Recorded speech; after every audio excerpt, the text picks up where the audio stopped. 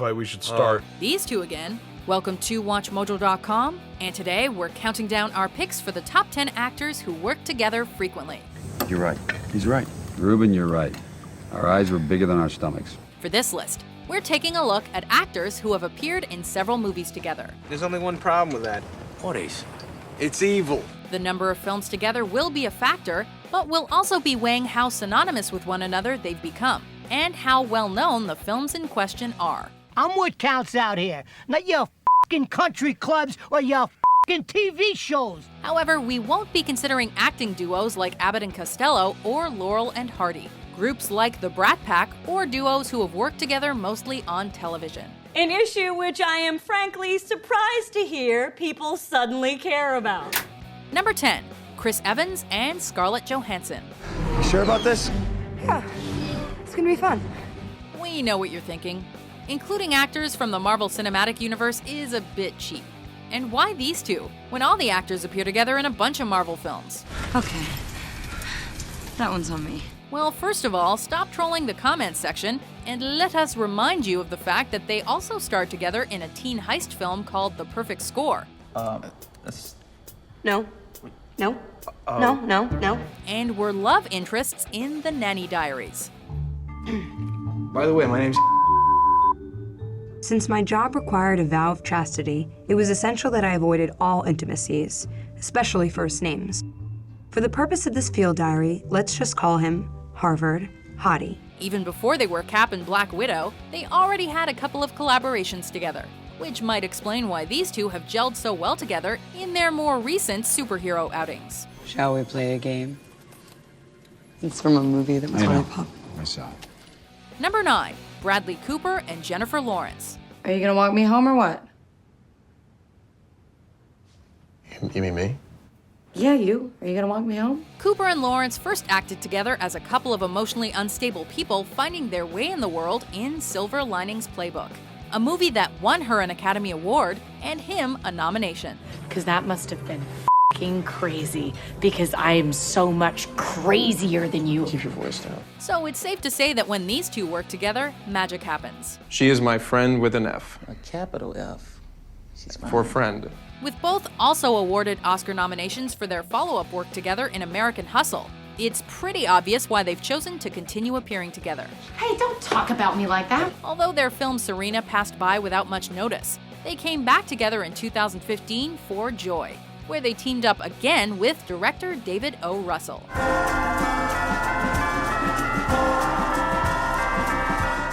Number 8, Walter Matthau and Jack Lemmon. Morning, dickhead. Hello, moron. Despite having legendary careers as individuals, these two actors are linked in the minds of virtually everyone. Why are you sterilizing your trousers? I'm steaming them. Always hilarious together, these titans of comedy began their on-screen collaborations in the late 60s, when they starred in The Fortune Cookie and, of course, the classic The Odd Couple. I can't breathe in here. It must be the dust. Open the window, get some fresh air. Oh, no, wait a minute. We're not opening any windows on the 11th floor. Although they were often at odds on screen, in real life they were the closest of friends, and that lent their roles an underlying affection that rang true. Performing together in 11 films total, these actors impacted each other's lives both on screen and off. I figured my knowing him so well was the reason he always seemed so familiar up there on the screen. It's not. It's just what he does.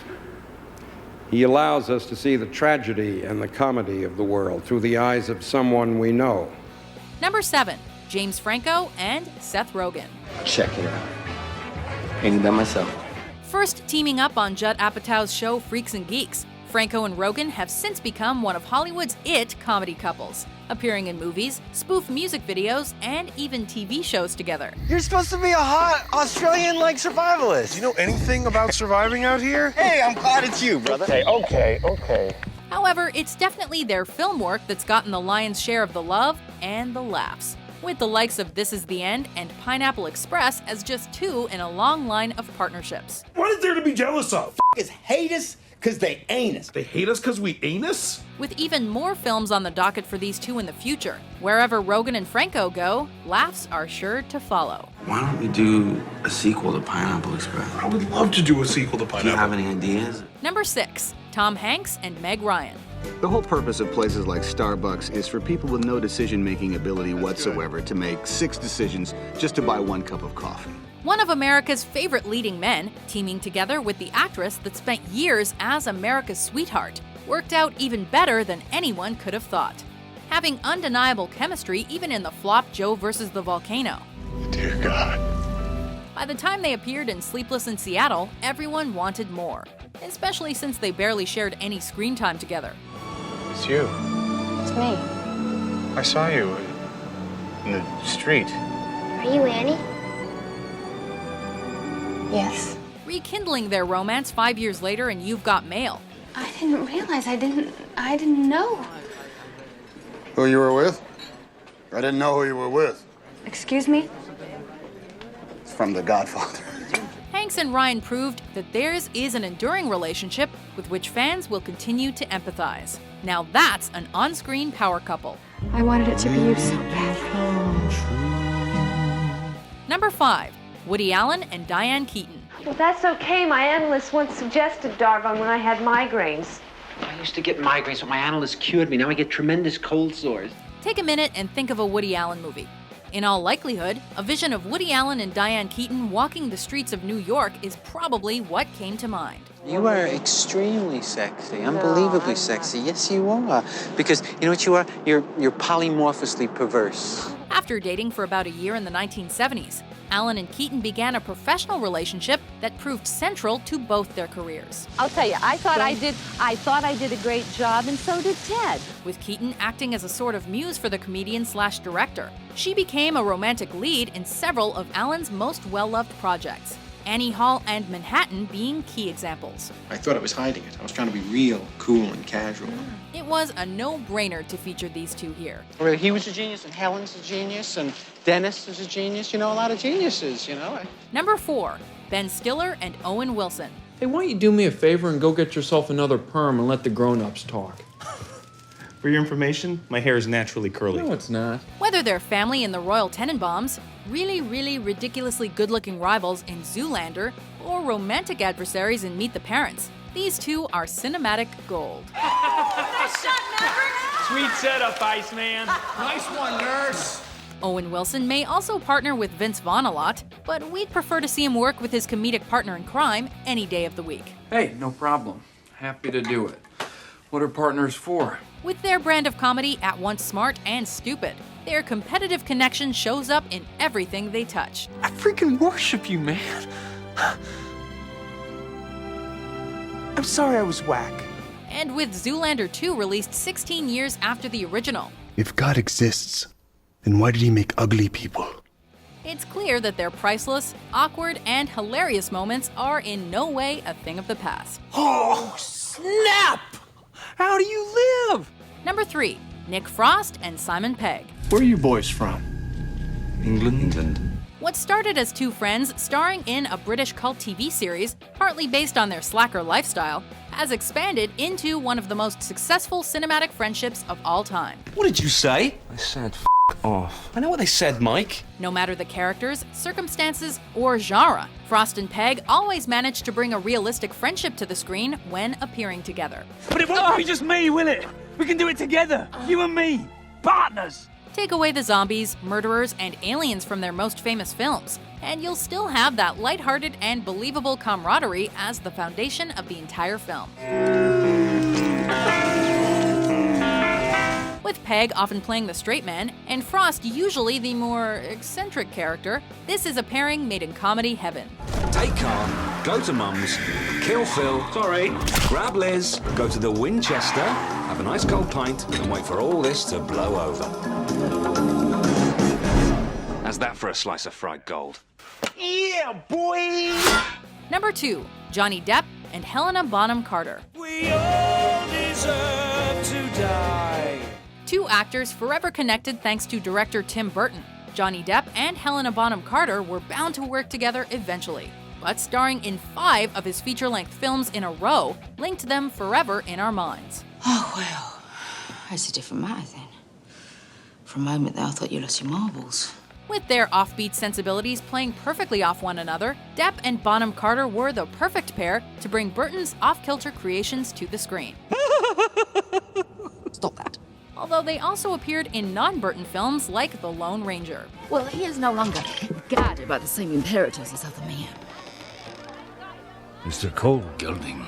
Sharing a similar vibe when it comes to their wardrobes, role choices, and more.